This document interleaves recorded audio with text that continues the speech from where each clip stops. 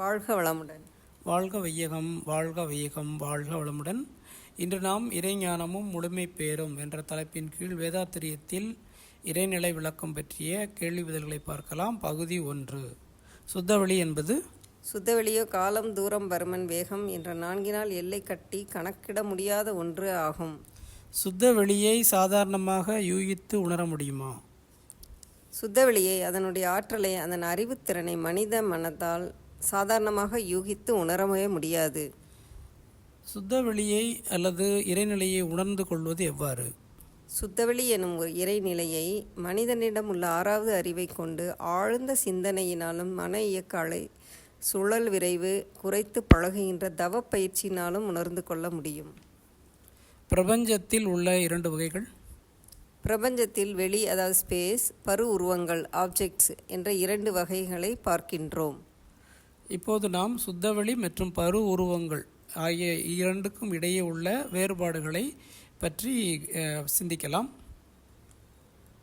சுத்தவெளி எல்லையற்றது.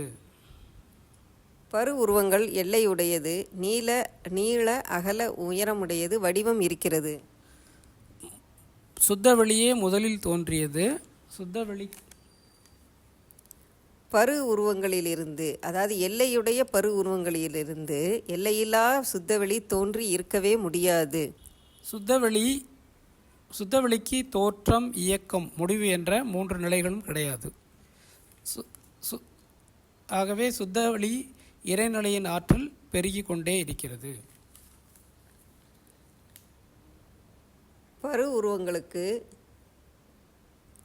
தோற்றம், இயக்கம், முடிவு என உண்டு. சுத்தவெளி அசையாமல் ஓரிடத்திலேயே எப்போதும் இருக்கிறது.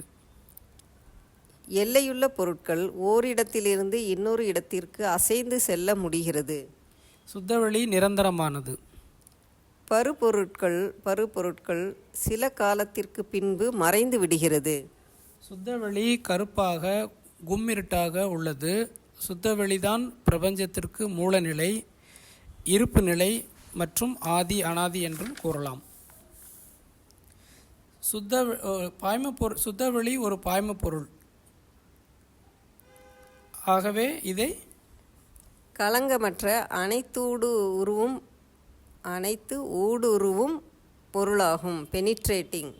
பாய்மப்பொருள் என்றால் எங்கும் எப்பொருளிலும் தடையின்றி ஊடுருவி பாய்கின்ற ஒரு கருத்து உருவம் ஆகும்.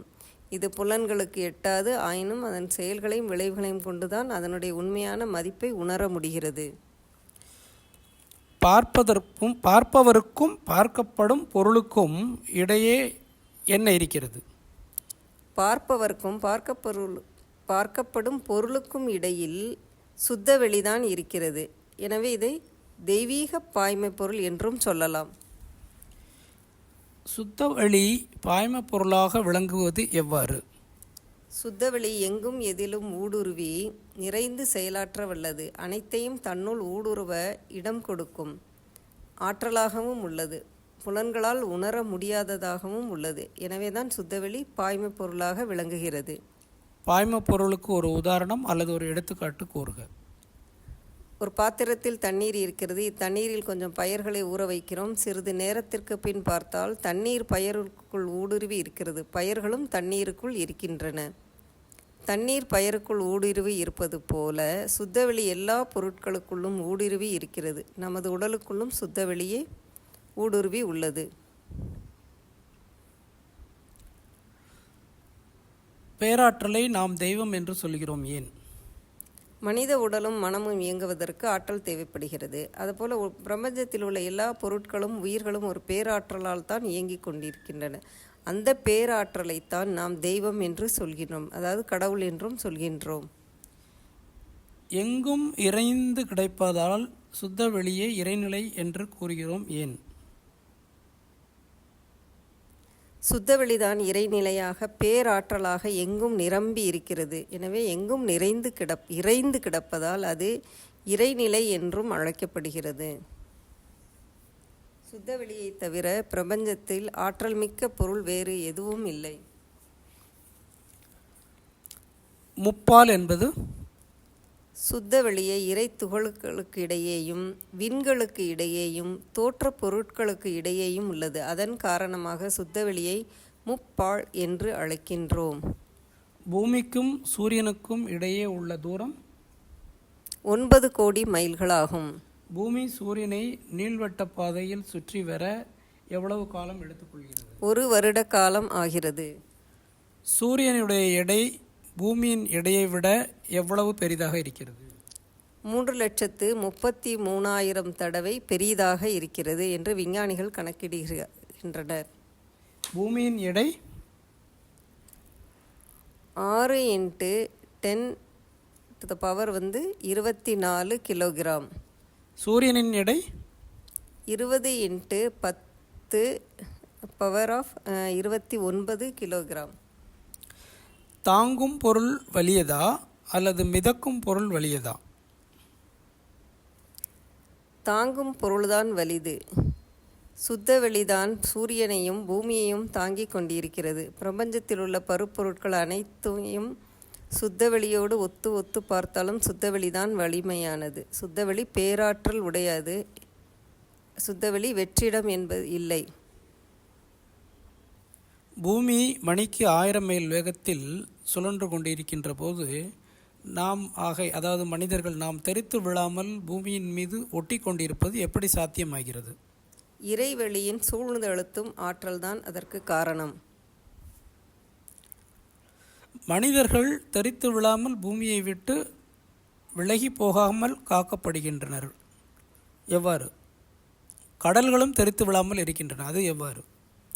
விண்களின் சுழற்சி வேகம், பூமியின் சுழற்சி வேகம் இவற்றால் ஓரளவு விளக்கும் ஆற்றல் எந்த பொருளுக்கு இருந்தாலும் அதற்கும் மேலான இறைவெளியின் இருக்காற்றல் அதிகமாக இருக்கிறது. இந்த இருக்காற்றலை எத்தகைய விளக்கும் ஆற்றலும் வெற்றி கொள்ள முடியாது. இதனால்தான் மனிதர்கள் தெரித்து விழாமல், கடல்களும் தெரித்து விழாமல் பூமியை விட்டு விலகி போகாமல் காக்கப்படுகின்றனர். இறைநிலையின் வேறு பெயர்கள்? தெய்வம், கடவுள், மூலம், இயற்கை, சுத்தவெளி, தூயவெளி, பிரம்மம், ஆதி, அனாதி என்று தத்துவ ஞானிகள் அழைக்கின்றனர். விஞ்ஞானிகள் கிராவிட்டி என்று அழைக்கின்றனர். கிராவிட்டியின் விளக்கம்? பிரபஞ்சத்தில் எந்த ஒரு பொருள் இணையில்லாத ஆற்றல் அழுத்தம் உடையதாக இருக்குமோ அப்பொருளுக்குத்தான் கிராவிட்டி என்று பெயர். வேதாத்திரியம் கூறும் கிராவிட்டி என்பது சுத்த வெளியின் சூழ்ந்தழுத்தமே இரு பொருள்களுக்கு இடையே உள்ள தூரத்தை குறைத்து ஈர்ப்பு விசையாக செயல்படுகிறது. ஆகவே சுத்தவெளியாக பிரம்மத்தை கிராவிட்டி என்று வேதாத்திரியம் கூறுகிறது. பொருள்கள் என்றால் அழியக்கூடிய உருவங்களையே பொருட்கள் என்று கூறுகிறோம். மெய்ப்பொருள் என்பது அழியாத இறைநிலையை உண்மை பொருள், அதாவது மெய்ப்பொருள் என்று கூறுகிறோம். மெய்ஞானம் என்பது மெய்ப்பொருளை பற்றிய ஞானமே மெய்ஞானம் என்பதாகும். வாழ்க வளமுடன். வாழ்க வளமுடன். நன்றி. மீண்டும் அடுத்த பதிவில் சந்திக்கலாம்.